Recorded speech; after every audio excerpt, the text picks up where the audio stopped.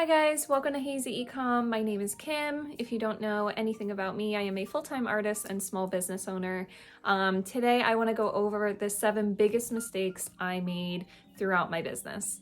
So I'm just going to get right into it. The number one thing that I want to talk about, and it was such a big issue when I first started to grow my social media accounts, especially on Instagram, I know it's huge on there, are participating in follow trains, engagement groups, spam liking, anything like that is a big no-no.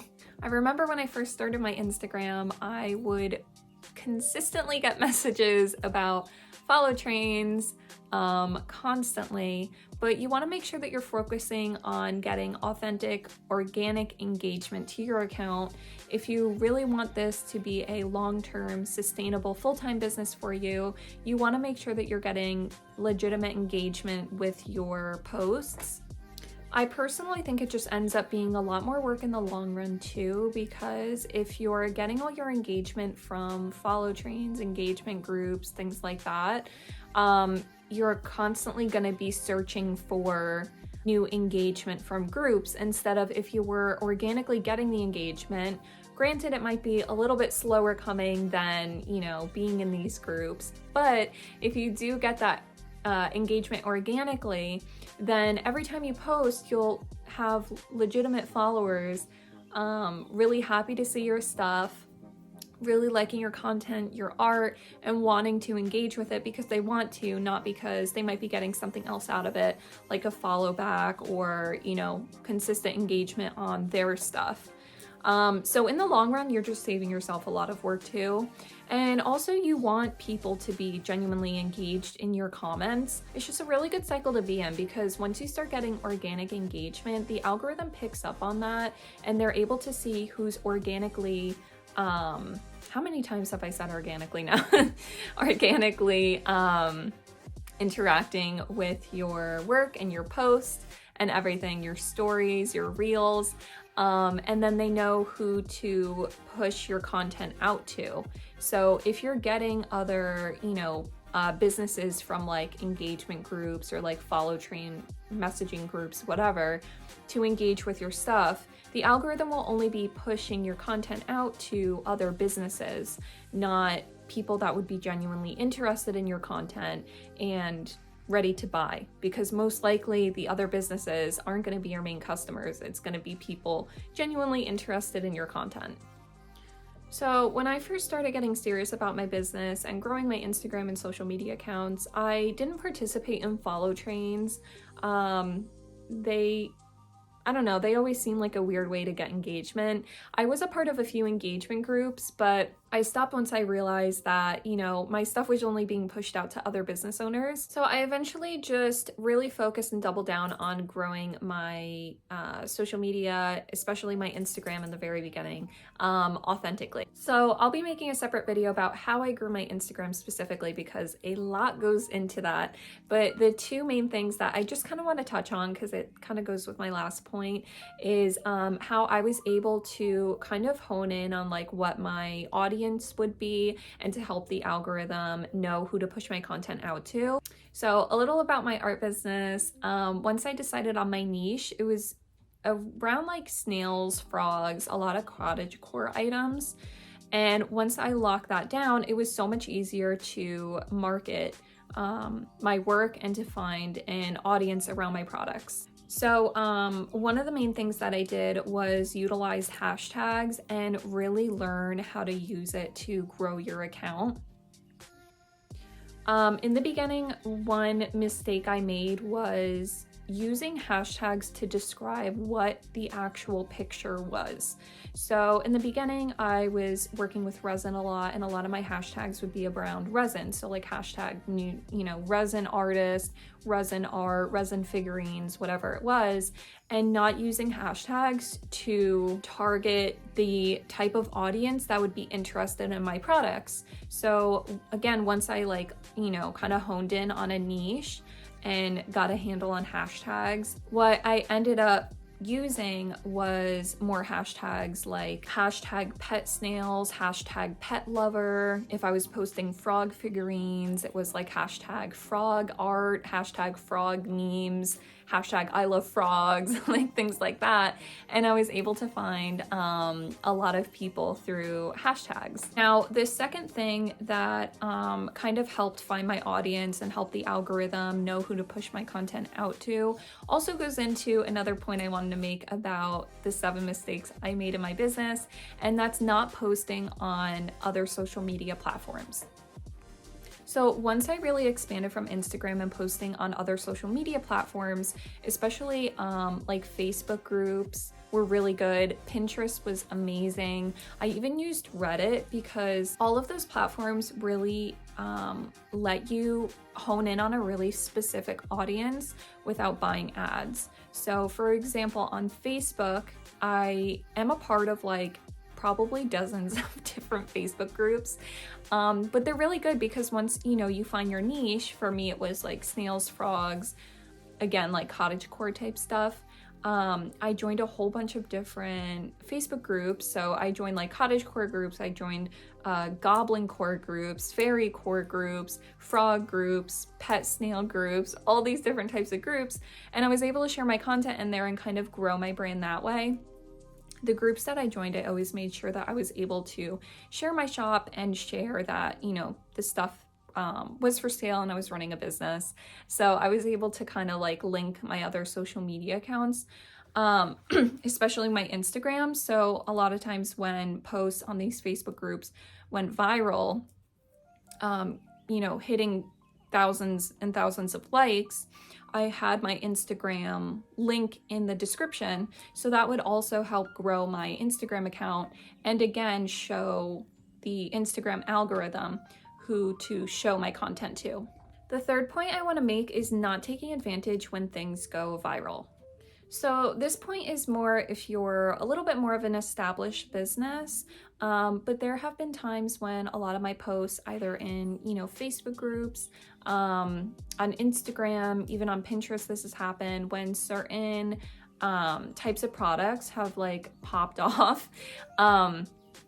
I only had a set number of them. I handmade a lot of my figurines and I only had maybe up to 20 of a certain style at a time because they take a lot of time to make. But I remember specifically I make these little fairy frogs and I posted them in a frog group on Facebook and they sold out probably within the hour. It was really, really quick and I was getting tons of messages about people wanting to get more. At the time, I didn't really think about this. I was just like, follow my Instagram and I'll post when I make more. But I learned as I went on, you really need to take advantage of when things go viral because it's not going to be all the time. And when you find people that are really interested in a product, you want to take advantage of when people are really excited about it right away, which is normally the first time when they see it. So what I ended up doing is I made like a waiting list option in my product section. Now, I always had my website through Shopify.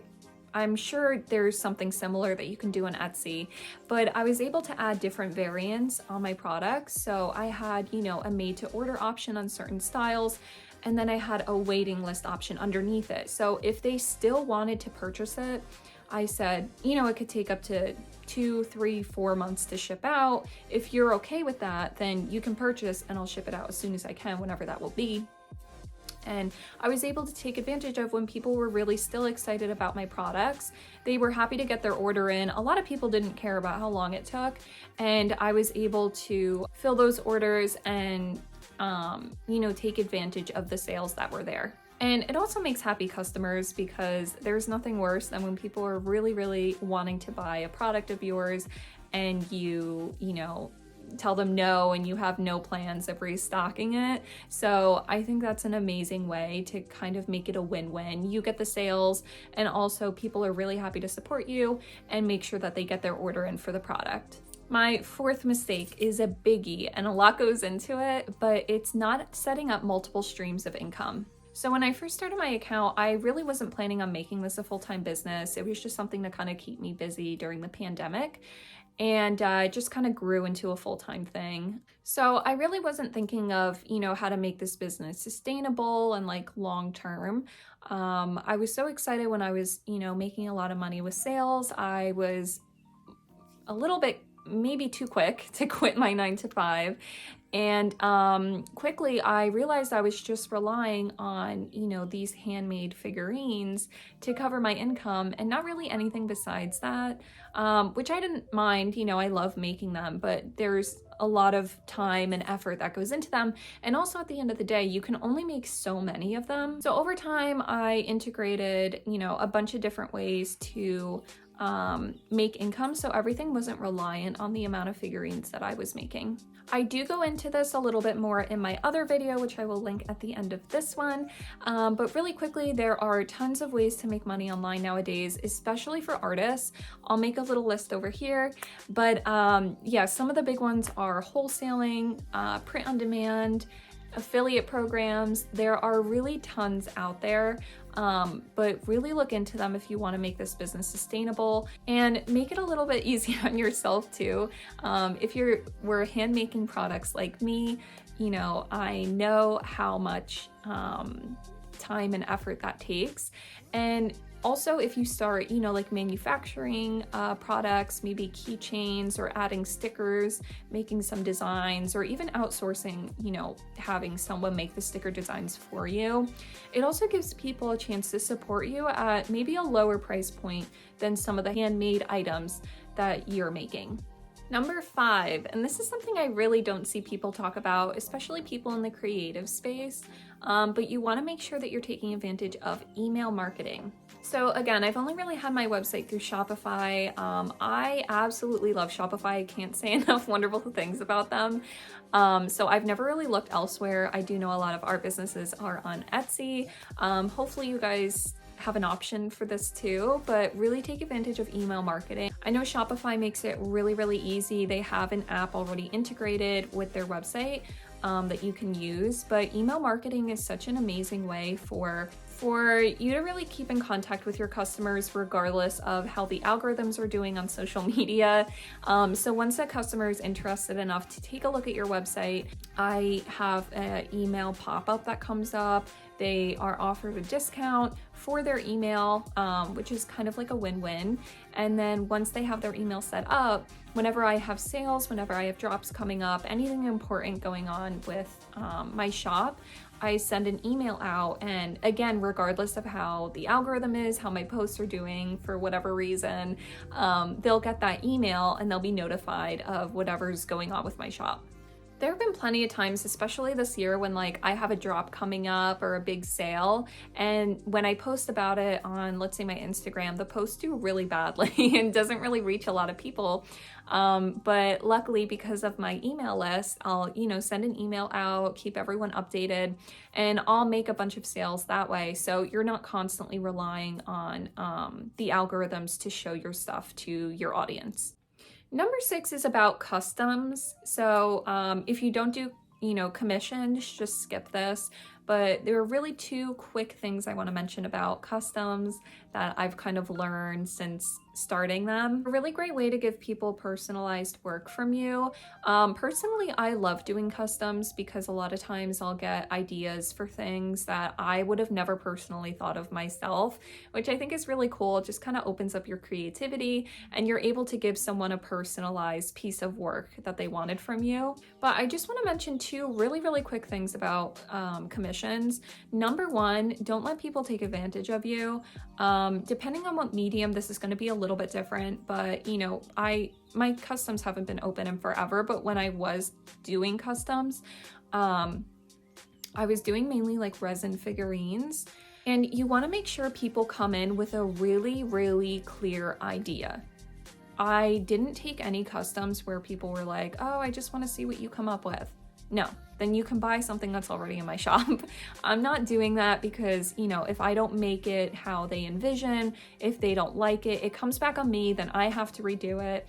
They're not happy because it's a longer process. It's just a lose-lose all around. So you want to make sure that you're getting customs with a really clear idea.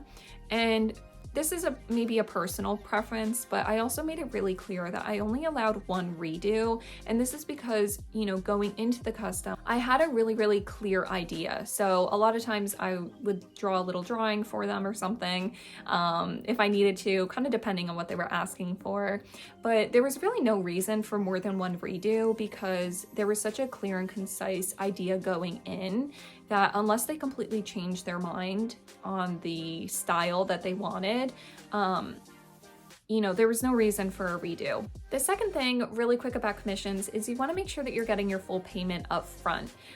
If customers are genuinely interested in supporting you and really wanting a commission piece from you, you're not going to have a problem with this. I've personally never had any issues. You just want to alleviate any issues and possibilities of, you know, people coming across like they're really interested in a commission piece, and then when it comes down to payment, they ghost you, because that is extremely common, and you just kind of want to make sure that all your bases are covered. Okay, y'all, we are up to number 7. Number 7 is a little more of a mentality thing. So you want to make sure that your Instagram is, maybe this is a personal preference, but kept a really positive space. I really believe that you kind of feed off of whatever energy is around you. So if you're constantly surrounded by other businesses, and I know this is so common with like small businesses, like art businesses, is like complaining about engagement and being shadow banned and all these different things. Honestly, it can like get into your head after a while, and to be completely honest, you're probably not shadow banned. It's probably something that you're doing or not doing with your posting. And honestly, if you really want this to become like a sustainable long-term thing, you need to find out why you're not getting engagement and try out different things, and whatever sticks, just run with it. I'll be making a separate video on this specifically because a lot goes into it, but what I mean by that is literally blocking and muting people that are constantly using those guilt-tripping audios, constantly complaining about shadow banning, messaging you about, you know, engaging with their stuff like constantly. It just like weighs down on you, and it also keeps you in that kind of mindset, and that mindset is not going to do you any good when growing a business, I promise you. So just kind of get ahead of it. I hope that doesn't make me sound really mean, but you need to keep your space. You need to be protective of your space. You need to be really conscientious of what energy you bring in your space. I am fully on board with, you know, I think that's so important and really feeds into all parts of your life. I can talk about that forever. But yeah, you just want to keep your space positive. It also keep you like motivated to keep working on your accounts. If you surround yourself by accounts that are, you know, being consistent, which is the most important thing with all of this, by the way, is being consistent.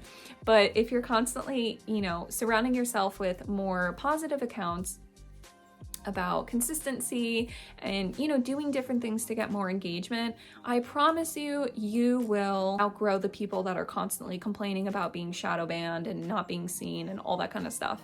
So just be really protective of your space. Be really careful who you surround yourself with. Just, again, most important, be consistent. It's the most important thing. But those are the biggest mistakes that I can think of. When I was coming up with ideas for this video, I realized I had a lot more than 7 mistakes, so I'll probably be making a part 2, but hopefully these helped you out. If you have any questions about anything that I talked about in this video, please let me know down below. Don't forget to like and subscribe, all that good stuff, and I wish you guys all the luck in the world. Again, please let me know if you have any questions, and thanks for watching.